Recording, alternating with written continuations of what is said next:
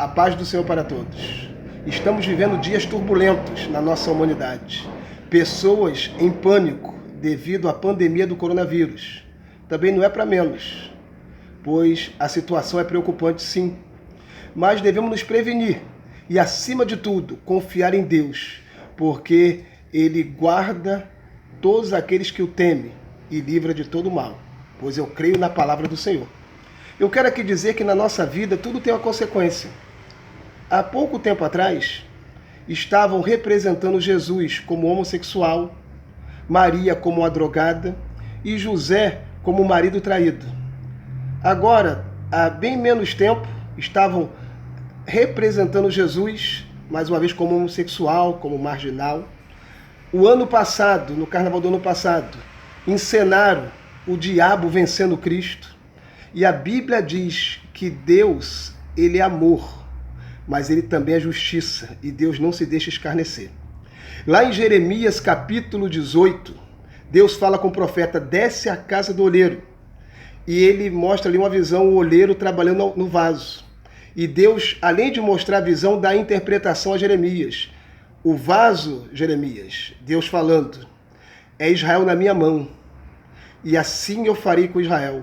E Deus ali mostra a sua justiça e a sua misericórdia. E Deus disse: se eu falar para uma nação que eu vou arrancar, arruinar, derrubá-la e destruí-la, e essa nação se arrepender dos seus pecados, eu vou reverter o mal em bênção. Ou seja, eu vou plantar e edificar nessa nação. Mas se eu falar para uma nação que eu vou plantar e edificar nela, e essa nação me desobedecer, eu vou arrancar, arruinar, derrubar e destruir. Porque Deus, Ele é amor, mas Ele também é fogo consumidor. A misericórdia divina prova quem se arrepende dos seus pecados, e a justiça divina prova quem não se arrepende dos seus pecados. Todo ser humano é livre para escolher o que ele deseja. E essa liberdade permite também as pessoas não acreditarem em Deus. É um direito de não acreditar em Deus. Mas se não acredita, pelo menos respeite a Deus. Porque Deus, Ele é soberano. Você não tem obrigação nenhuma de acreditar em Deus, mas tem o dever de respeitar. Ainda mais, eu falo por mim. Se eu não conheço algo, eu jamais vou querer desrespeitar algo que eu não conheço. Eu respeito até o que eu conheço, imagino o que eu não conheço. Então, a palavra é fiel e verdadeira. E agora, para a gente adiantar esse vídeo, e essa mensagem que eu quero deixar para vocês, vemos aqui em 1 Pedro, capítulo 4, versículo 17, que diz assim: porque já é tempo que comece o julgamento pela casa de Deus. E se primeiro começa por nós, qual será o fim daqueles que são desobedientes ao Evangelho de Deus? Estamos vivendo uma nova realidade. As igrejas estão recebendo orientações para fechar.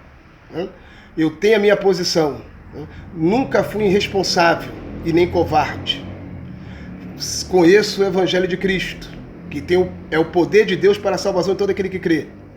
Quando começou essas orientações, eu orientei o pequeno grupo que eu lidero da Igreja de Cristo, que a igreja não é minha, ela é de Jesus, mas eu devo cuidar dela como se fosse minha.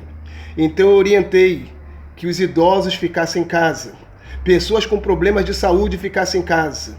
Coloquei álcool gel na porta da entrada da igreja e pedindo para as pessoas sentarem longe, até porque lá tem como controlar. A igreja eu dirijo, tem poucas pessoas e não tem uma aglomeração. Então, deu para orientar dessa forma. Mas eu disse, se chegar uma ordem superior do nosso ministério, pedindo para não ter culto, eu vou acatar. E essa ordem chegou. Porém, as portas do templo continuarão abertas. Estarei lá, orando, sem microfone, louvando a Deus sem microfone. Alguém pode estar pensando, mas só adora no templo? Não. Eu tenho o hábito de orar todos os dias. Eu não comecei a orar depois que a crise começou, não. Eu oro desde que eu me entendo por gente. Porque a Bíblia diz orar e sem cessar. Eu tenho o hábito Não que a fila seja menor, como muitos dizem, não. Deus, ele ouve a qualquer momento, mas as madrugadas é um particular que eu tenho com Deus. O meu relógio biológico já está programado para acordar determinado horário para poder falar com o Senhor. Agora eu entendo também que a casa de Deus é casa de oração e também é um pronto-socorro espiritual. E muitas pessoas aflitas vão recorrer aos templos. Estarei lá, num lugar carente, levando a palavra do Senhor de forma pessoal, com as portas abertas. Eu não vou levar minha família, eu estarei indo lá. Porque entendo, assim como Gideão tinha 32 mil, mas sobraram 300. Estarei lá fazendo o ídolo de Cristo. Sabe por quê? Isso no meu entender, no meu modo de ver. Não sou dono da verdade, sou apenas seguidor da verdade. Pessoas carentes vão chegar lá, como sexta-feira chegou uma família carente e graças a Deus a porta da igreja estava aberta e podemos atender. Claro, muitas pessoas, mas a gente pode orar em casa. Deve orar em casa, deve orar no trabalho, deve orar sem cessar.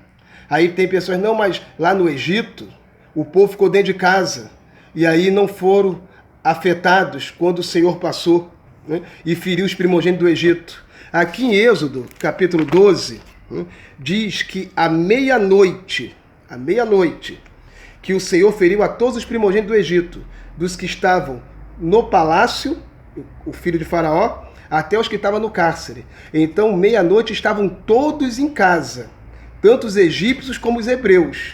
Mas o Senhor só não tocou na casa que tinha o sangue na porta. Não adianta só estar dentro de casa. Tem que ter a marca do sangue do Cordeiro, que é Jesus Cristo, o autor e consumador da fé e da nossa salvação. Que nós possamos estarmos firmes para esses dias turbulentos. O julgamento começou da casa de Deus. Por quê?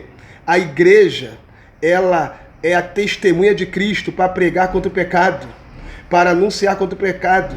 Não é para ficar pregando teologias de prosperidade. Nós fomos levantados para pregar o evangelho que liberta, que transforma. E como muitos estavam omissos na sua chamada, estavam mais preocupados com os bens deste mundo, veio aí o julgamento começando pela casa de Deus. Mas que nós possamos, como servos de Cristo, proclamar a verdade, porque Cristo a qualquer momento tocará a trombeta.